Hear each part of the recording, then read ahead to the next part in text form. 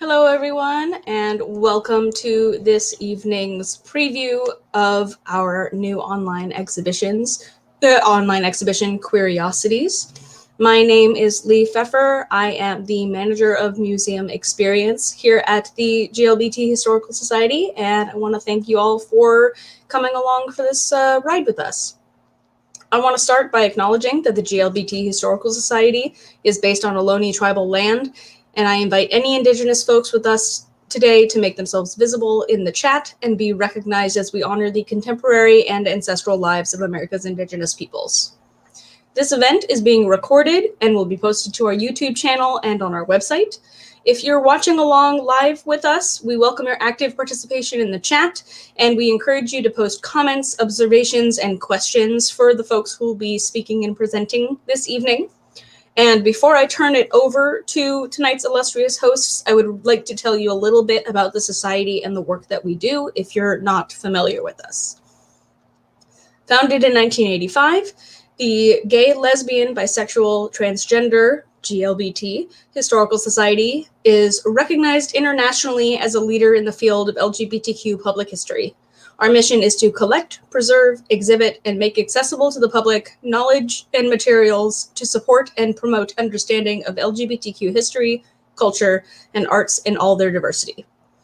We have two sites that our operations are centered around. We have the GLBT Historical Society Museum, which is located in the heart of San Francisco's Castro neighborhood. We opened up in 2011. We are currently open and welcoming you all back in. So if you are in the area or visiting, please come check us out. And we also have the Dr. John P. DeCecco Archives and Research Center, which is in the Mid-Market District. And you will see one of our hosts actually calling in from there this evening. Both of these sites are now open. You can make reservations to research in the archives, and you can come in to the museum. We encourage you to make a reservation so that you can ensure that you get in with our capacity limits.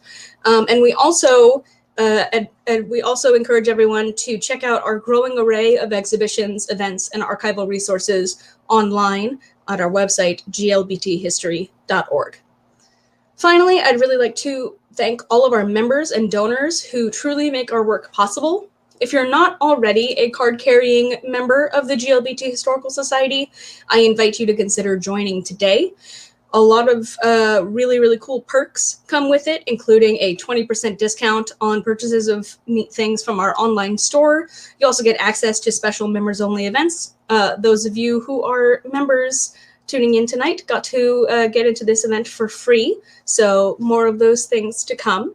And you also, if you get to one of the higher level memberships, the $100 memberships, you also get a really neat membership to NARM, which is the North American Reciprocal Museums Association. And now that we're all starting to get out and travel a little bit, it gives you a lot of really wonderful places that you can go to for free while supporting the society. You can learn more about how to become a member and other ways you can support the society by visiting glbthistory.org/join-give. Again, I want to thank everyone for being here tonight, and I will be fading into the background and bringing up two of my wonderful colleagues. So tonight we're going to be giving you, as I said at the top, a little preview of Queeriosities, which is our new online exhibition showing off and showcasing a whole bunch of really wonderful treasures from our art and artifacts collection. So I would like to bring up Nalini Elias, who is our Director of Exhibitions and Museum Experience, and Ramon Silvestre, who is our Museum Registrar and Curatorial Specialist. So I will bring these two up right here. Hello. Oh, it's so nice to program together. Yes, I know, it's the first time. We are the museum team, so it's the first time that we're together for a program. So this is very exciting for us. Thank you, Lee. Background, folks. As Nalini and Ramon are giving their presentation, please feel free, like I said, to put anything that you'd like in the chat. We will have a Q&A segment near the end, so feel free throughout if you have questions for them to drop them in, and I will kind of mark them for when we get to our Q&A. Perfect. Great. All right, yeah. So, hi everyone. Thank you again for joining us. And again, and also thank you, Lee, for the introduction. Again, my name is Nalini Elias, pronouns she, her. I'm the Director of Exhibitions and Museum Experience. I work with Lee and Ramon. And one of my core duties is to facilitate and contribute to the creation of exhibitions, either on site at the museum or online, as we have been doing for the past year or so. So I'm really lucky because I get to work with a lot of community curators who are mostly historians, but also artists and activists. And I also work very closely with Ramon Silvestre. Ramon, do you want to say a little bit about what you do for the society? Of course. I work as the museum registrar for the archive and special collections as you can see in the background. I will give you a tour of the space eventually, but I do a lot of exhibition loan policies with other institutions at the same time, do a lot of the curatorial responsibilities that Nalini and I work on, and kind of envision our exhibitions as we plan for the next several months or the next year or so. So yes, that's a nutshell of what I do. Thank you, Ramon. Okay, so just again, a little agenda for today, basically. So today we're going to give you a little preview of our new exhibition, Queeriosities, Treasures from the GLBT Historical Society's Art and Artifacts Collection. It will go live on Monday on our website, but today we will give you some background and some behind the scenes comments on how and why we worked on this exhibition, and you'll get to see the objects we selected ahead of time, so we hope you enjoy it. And also at the end we want to answer some questions from all of you, and if there is time, I think so, then Ramon will give us a little show and tell of the archives so you can see where all of these objects are stored. And all right, so how did the idea come about? Well, the Society's archives and special collections are among the largest and most extensive holdings in the world of materials pertaining to LGBTQ people. And we have over 1,000 collections that include personal papers, organizational records, periodicals, oral histories, photos, recordings, ephemera. And so one of these collections, called the Art and Artifact Collection, is very unique because it houses some of the most intriguing objects, and Ramon will give you more background on it in a little bit. And so having all of these objects is kind of like having a cabinet of curiosities or a wunderkammer. So in the 16th century, rulers, nobles, scientists, and prosperous merchants frequently maintained these cabinets of curiosities in which they stored and exhibited antiques, works of art, and natural and scientific exotic remnants. And they would show off all of these objects to express how wealthy they were or how educated and well-traveled, but also to show a little bit about who they were. And they would invite their friends over or other important people in their circle, wealthy people. And historians also consider such collections the precursors to modern museums. So here's a little photo of what it would have looked like back then.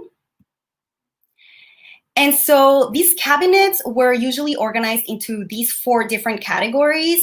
So you can imagine what types of objects fit into them, and also the types of entertaining displays and arrangements that they were able to achieve.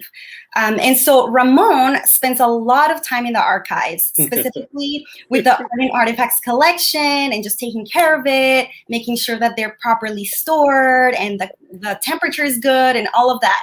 So he came up with this idea of selecting a couple of objects from that collection and exhibiting it just like a cabinet of queer curiosities. And actually, thank you, Lee, who suggested that we call them Queeriosities, just merging those two. So that's how the idea was born. And so we started to build our little checklist for the exhibition. And at first glance, a lot of the objects in the collection truly don't look like much. And it seems like they don't even offer much either. And so a lot of them are actually disposable items. And also, actually, the provenance of most of these objects is incomplete or a little sketchy, and many of them still need to be processed. But even though all of that is true about this very special collection, we still want to show the value of these objects and why they matter, why we have to preserve them. And we want to show them off because they provide visual and material evidence of the San Francisco LGBTQ community's engagement with the social, cultural, political, and physical dynamics of the city, from the late 19th century to the present. Also, with this exhibition, we want to highlight how collecting is a universal human impulse and how objects can summon memories and feelings when we assign symbolic or emotional significance to them. And in this case, we are contextualizing the objects within LGBTQ history, and we bring up significant events and people from queer history through them. And so every object contributes to a personal or a collective story. All right, so here's a picture of the archives. Thank you, Ramon, for taking it. And Ramon, can you please just tell us a little bit about how the Art and Artifacts collection started in the first place? So the Art and Artifact collection basically was a sort of an accident that happened. And well, I shouldn't call it an accident, but we started as an archive collection. We were an archive collection of personal papers and photographs that started at the height of the AIDS epidemic in the 80s, when a group of members of the community decided to, at the height of this crisis, people were dying, and people were just, these personal belongings were being thrown in dumpsters and that sort of thing. And the group of the founders of the organization decided that to save the memory of these people, to go as far as dumpster diving for personal memorabilia and that sort of thing. And so what happened was, I mean, you know, that started basically the collection. So as it grew through the years, archives normally, you know, we collect paper, you know, personal papers, photographs, and that sort of thing. At the same time, there are objects that come along, and sometimes that becomes an issue because as an archive collection, it's harder to kind of define what to do with the objects that come along with that specific donation. So as time happens, as this happens, we've acquired, as you can see in the photograph, images of, like, for example, in the foreground, you can see a large blow-up picture of a performer from the Finocchios, which is an old nightclub in North Beach. So, you know, as you can see, we've collected a lot of these objects, and so it's part of that art and artifact collection that is, I would say, most evocative. It is amazingly beautiful and sometimes strange, and so we'd love to share that with you as we go along with this conversation and as we present these objects to you. So I hope that answers your question, Nalini. Yes, thank you, Ramon. And you know, so with this collection, I noticed that when I started working for the society, which was about 3 years ago, I would go in the stacks and take a look at all these amazing pieces. And I would wonder, okay, well, we have so many different collections in the archives. And so with these bigger pieces, which collection do they belong to, and all of that. So then pretty quickly I learned that it's not that easy to assign them to collections because we are an archive, but we also have a museum. So there's like there are two different ways of cataloging and I guess defining what objects mean. Can you kind of explain a little bit about that? Just the challenges that come up when trying to sort these objects into other different collections? Because I mean, although this is the art and artifact collection, many other collections also contain art and artifacts. So how do you even choose, okay, well, which collections get to have art and artifacts, or what is even an art and, you know? I think the question there is more of how archives handle collections versus museums handle collections. Being trained as a in the museum field, my job as a registrar is to document, like as much as archivists do, document objects, but we document objects a little more from the specific item perspective. Does that make sense? Versus archivists tend to record these objects, well, not objects, but papers in collections, meaning it could be the Nalini Elias collection of your personal papers. But then again, within that collection, you may have objects. But then, it's hard to kind of, there's always that, I'm sorry, there was that conflict between, okay, how do we incorporate that in the collection without, does that make sense? I mean, I mean, it's two different philosophies for sure, and I think that is just like an ongoing debate in the archives. Just so everyone who's tuning in is aware of that this is something that comes up in the society, in the archives, that there's constant dialogue between registrar Ramon and our archivists, just trying to decipher how do we catalog objects in the best way. So we've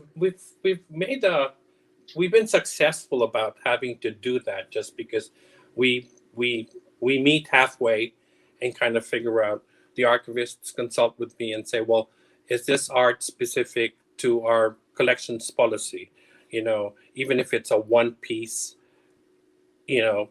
piece of art, like, for example, if it's a drawing or a painting of a drag queen, for example, the tendency is archives don't normally collect that sort of thing, but we've met in the middle to say, well, that's coming through the door, and it's such an important part of the collection. So we've learned to kind of manage that and merge those two things together. I think that's where we've learned to basically work together. Yeah. In terms of collections management and collections policies and that sort of thing. Yeah, so the objects in the collection are super unique, and also just the way that we maintain it is very unique. So it's kind of perfect subject for an exhibition also. And so even though the objects in the collection may feel like random pairings and maybe having complete details, we were able to see some themes pop up. And so we organized it into 5 different sections for the exhibition. And so the first one is private versus public spheres and sub-communities. Second one is political struggles and police relations. Third one, fine art or artivism. And fourth, pop culture and entertainment. And 5, place-based history. Exactly. So let me just say something real quick. So most of these objects you see, works of art and other common type of objects, they basically, in general, in as a collective experience, represent individuals and intimate moments that may relate to those objects and the people that may have donated these objects to us, or that sort of thing. So others may be mass produced. Some of them may have incomplete provenance, but we try to do the best we can to sort of figure out what these objects are, where they come from, and that sort of thing. And I think the whole idea behind the exhibit is to include these objects that highlight struggles of such a marginalized community, such as the LGBTQ community, whether it be in San Francisco or anywhere in the country or in the world. So I think that's basically the purpose of what we do as an exhibition or as an organization. So I just kind of wanted to add that. Yeah. In terms of thank you, Ramon. And so for the exhibition, we selected just a handful of objects. Ramon, do you know how many objects are in the collection, actually, in the art collection? Technically, we have, so the collection itself just recently we were able to catalog at least over 700 objects. anywhere from paintings to sculptures to posters to, I mean, we haven't even touched the banner collection and, you know, that sort of thing, T-shirts, that sort of thing. So there's about 700 plus maybe another 300 that need to be processed. So we're in the constant kind of practice of processing, and of course the delay of the pandemic and having to not be able to come into the archives and process has been a challenge. So, you know, we're slowly getting to that. So that's why you kind of find me in the archives today. The work never stops. We've slowly accepted appointments for researchers and that sort of thing. And we were preparing for this exhibit. So eventually, if indeed we have enough space and time, this virtual exhibit might even be an actual exhibit in the future, give or take another year or so. Yeah, we really hope so. Yeah, because we only selected this small number of objects. So hopefully, with every object, we do have extended labels. And so we were able to flesh out some more details and just because to show that even though the objects may feel simple and even insignificant sometimes, their existence and connections to LGBTQ history are truly incredible. And so we really hope that you can immerse yourself in these labels that we've created on Monday. You can read them and really get a sense of what we're trying to do here. And also, I also want to give a shout out to our historian on staff, who also happens to be our communications manager, Mark Sawchuk. His input to this exhibition was extremely valuable because he has spent a lot of time in the archives, just studying so many collections and really getting to know a lot of these objects. And he has also worked with other historians who have previously curated for the Society as well. And so Mark really has the scoop on a lot of the history behind certain events and people that we highlight in this exhibition. So thank you so much, Mark. And another shout out to our summer intern, Megan Pushy. She's a senior at St. Mary's College of Maryland, and she is minoring in women, gender, and sexuality studies. And she also helped conduct some research and made really interesting connections between the selected objects and other historical happenings or controversies. So thank you, Megan. Okay, so now we are ready to dive into this special cabinet of curiosities, and we will show you one object from each section. Okay, so first we will begin with this leather vest, which belonged to Absolute Empress 18 Connie of the Imperial Court of San Francisco. She reigned from January 9th, 1983 to January 7, 1984, so just 1 year. And Connie, Empress Connie, wore imperial regalia, as well as leather adorned with metal studs and all these pins that you see here to bridge the contrasting worlds of the imperial court and the leather community. So a little bit about the imperial court system. It's a network of charitable societies that use drag entertainment to build community and raise funds. And each court annually selects an empress and an emperor. And the first imperial court was founded in San Francisco in 1965 by Jose Sarria.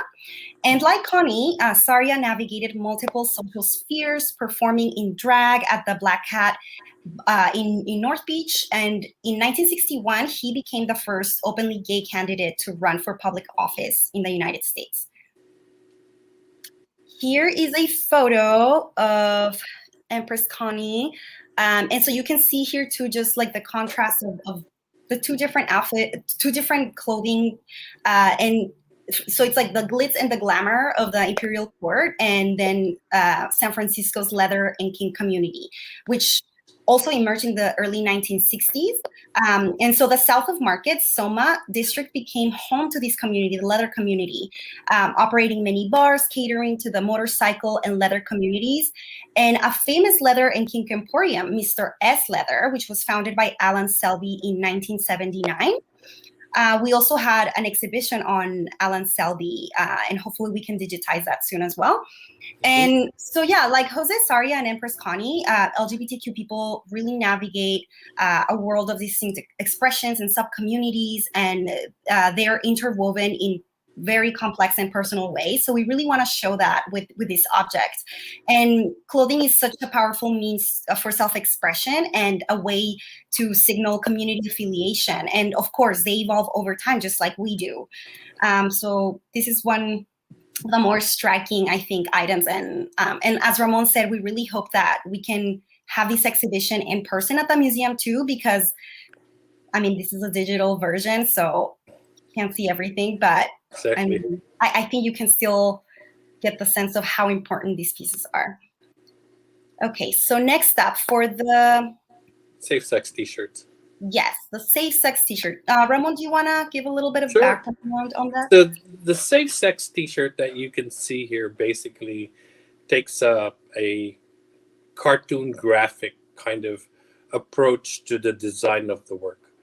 At a time when the devastating AIDS crisis pretty much started in the 80s and the 1980s through the 1990s, through the apathy of then President Reagan, and not really acknowledging the issue of the epidemic, led to the development of promotion of safe sex. It's like the administration never really made any effort until after several thousands of people had passed to set, and the idea behind it is to set a harm reduction strategy aimed at reducing the spread of the infection. And so it takes aim on having to promote that, and it sort of also is a idea of a protest, though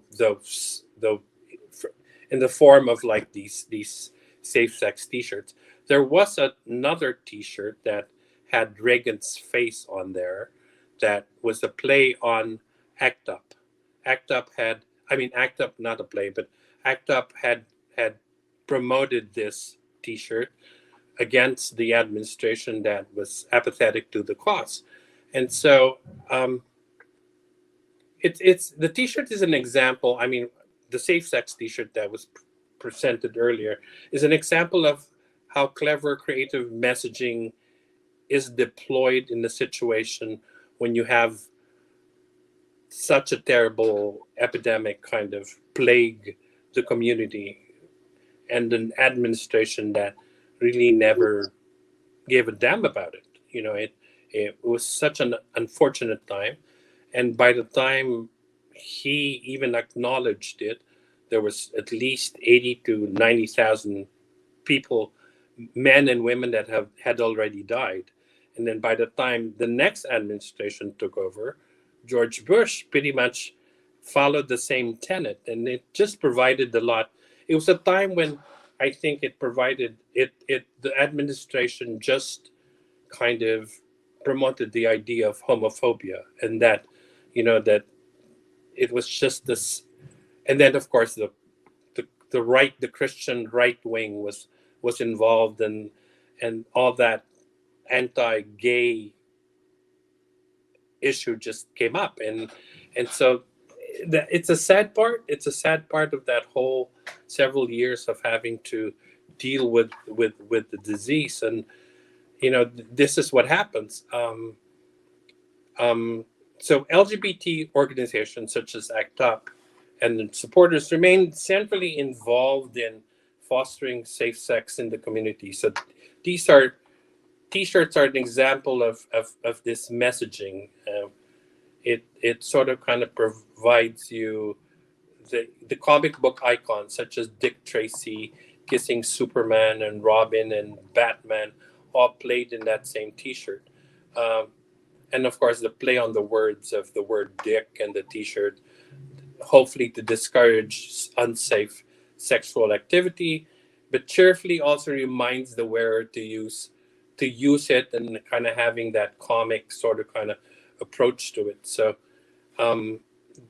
we have a lot of these T-shirts in the collection, not just like this one, but there was a time we have over, I think, 100 of those. If you see on top of these size boxes, we have over 140 boxes of T-shirts. So we have an impressive collection of T-shirt collections for the last several years. So, this is just a sampling of what we have, and I think, the richness of the collection is something to be shared with everyone.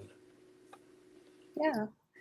And I do love how the T-shirt just uses like humor to address such a serious subject, which actually leads me into the next object, which is this painting. It's a portrait of ambisextress by Doris Fish.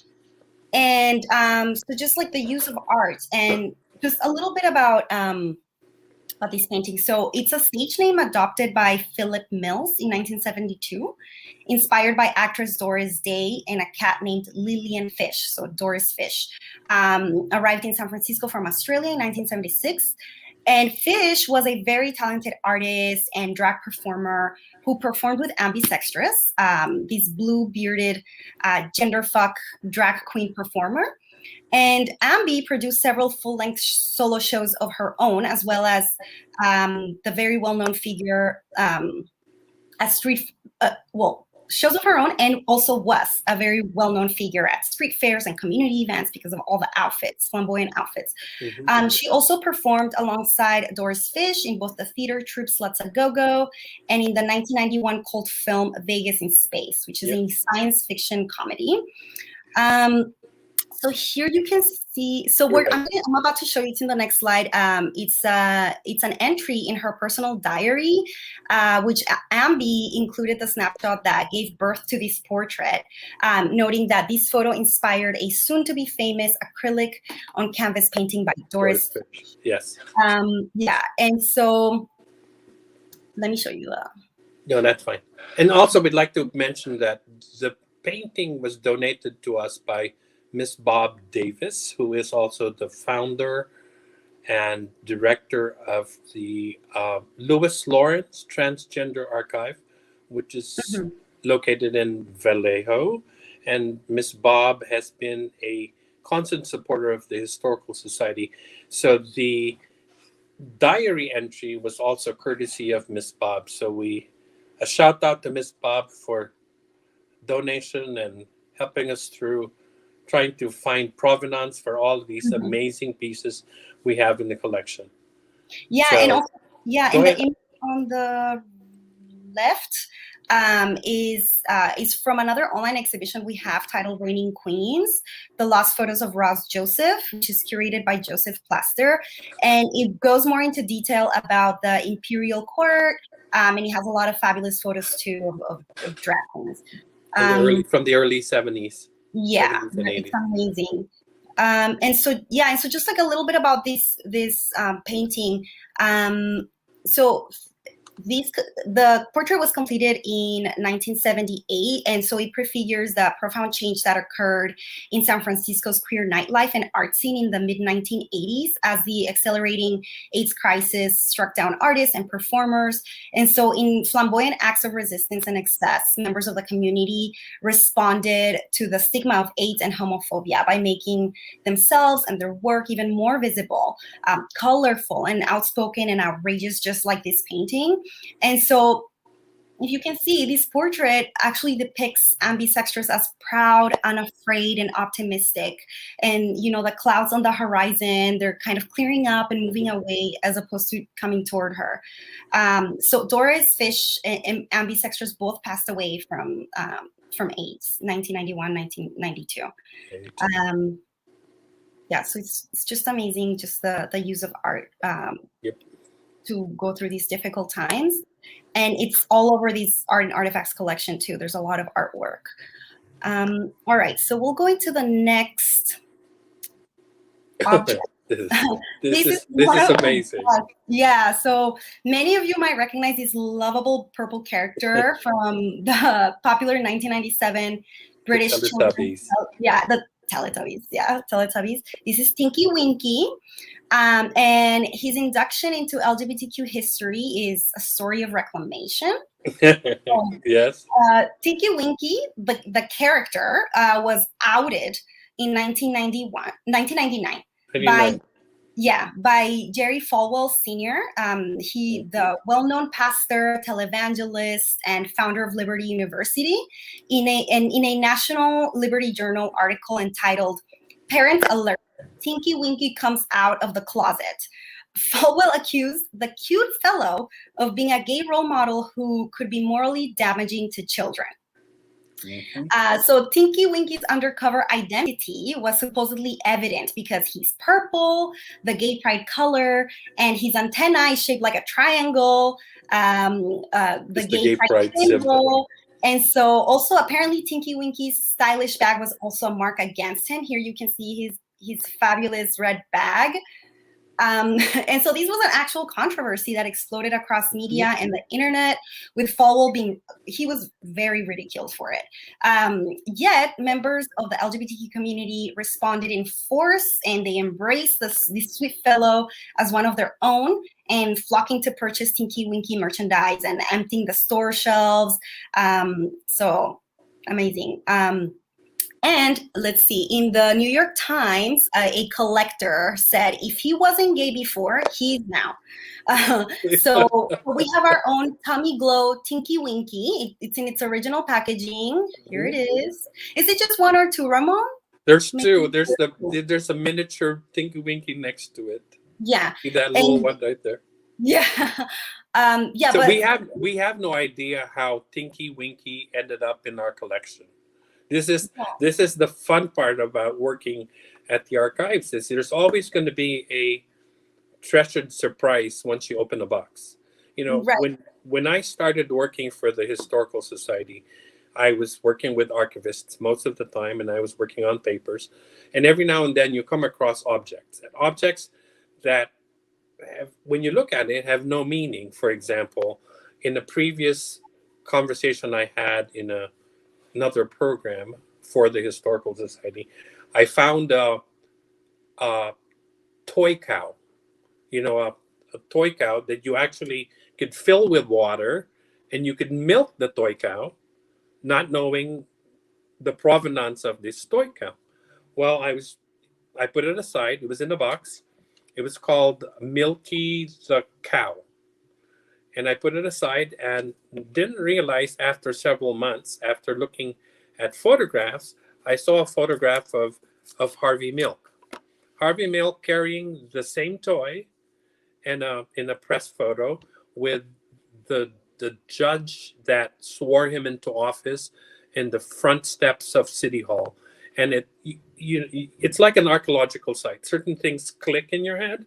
It's like, now I know why Milky the Cow is in the collection, because it connects, the photograph of Harvey Milk with the cow in this particular photograph. So, there's always these little surprises when you start processing collections, which is the fun part of the job we do. It's just, you're through these boxes. You open it. There's never a dull moment. You open a box and there's something else in there. So right, yeah. All right, so I'm going to go into the next object because time is ticking. Okay. So there's this object right here. I wish I could see all of you and just really ask, where do you think this is from, or why do we even have it? Actually, I wonder if anyone wants to guess in the comments. I'll give it like a couple seconds. Because when I first saw it, I was like, why do we have, this is dangerous. Someone's going to get cut. These are glass shards. Okay, so the video might be a little bit delayed. Thank you, Lee. Okay, so I'll just go ahead and describe it. So this is a handful of colorful glass shards, and it represents the second phase of the AB 101 riot of September 30th, 1991. And so the story begins with Assembly Bill 101, and it's a piece of legislation that would have guaranteed statewide protection from discrimination on the basis of sexual orientation. And it was Governor Wilson's veto of the bill that shocked and angered California's LGBTQ population. So the organizers of the Castro Assembly had decided that, of the riot, decided that in the event that all of that happened, the veto happened, the crowd would march to the new Senate building, which is a California state office building located on Van Ness Avenue at the corner of McAllister Street. And after assembling at this location where speeches were made, some protesters continued 2 blocks east down McAllister to the old state office building, located to what is now 455 Golden Gate Avenue. And so the protest veered out of control, and it turned violent after participants arrived to find the building surrounded by just a handful of police officers. And protesters set a corner of the building on fire. They trashed offices, burned property, and finally destroyed this $60,000 stained glass window commissioned by the former governor, Jerry Brown. It was entitled The Power of the Sun, this window, and it adorned the building's main entrance. So these broken glass shards are actually remains of the window. And it just reminds us about this really important event in history. You know, the AB 101 veto riot was among the most massive LGBTQ riots in California history, and the fragments enable us to engage in this place-based history. And even though the old state building was torn down in 1997 and replaced the following year with another, the Hiram W. Johnson State Office building, these pieces still have the power to transport us there to this event, this very important event. So there are other objects like this in the exhibition on the website, and so this is the last one. I'm going to show you another slide with more objects so that you can see what reminders of amazing pieces that we never think about. So hopefully you can check it out on Monday when it comes out, when it's all done, and you can read these amazing labels filled with history and interesting stories. Yeah, and what provides some sort of coherence to all of these objects is just the way that each piece reflects multiple realities and experiences, and they all illuminate unique stories about LGBTQ people and the cultural landscape and just the ways that we forge our identities and we claim spaces and construct our chosen families. And so like that, also the Art and Artifacts collection is a growing living assemblage.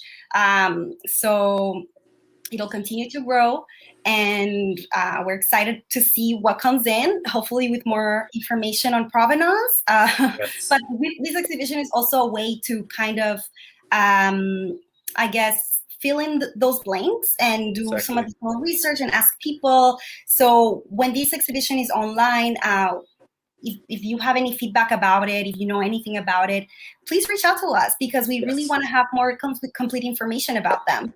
And any other interesting connections that you may want to make, we would be excited to actually listen to that.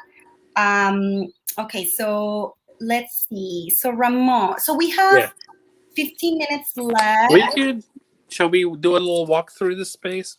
Okay, so let's do like a little bit of a walkthrough in the space for maybe a couple of minutes, and then hopefully we can take some questions. If any of you have any questions, please put it in the comments and then we can collect. So you don't see my big face on the screen.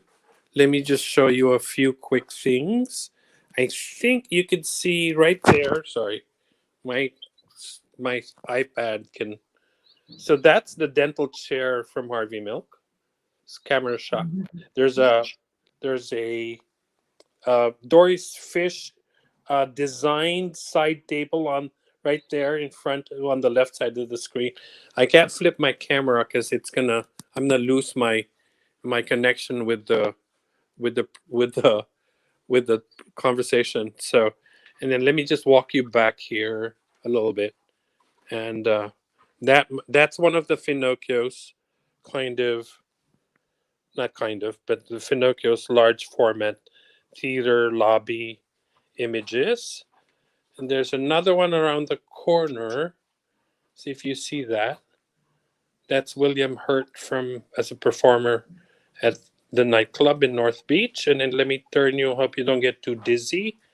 There's the prototype of the Gilbert Baker original flag of 8 stripes that we sent to Germany on an exhibit about almost 7 months ago. And then, of course, we feature let me see if I can get my camera to work. That's one of the architectural drawings of the women's building when it was first designed, before it became the actual mural on the building.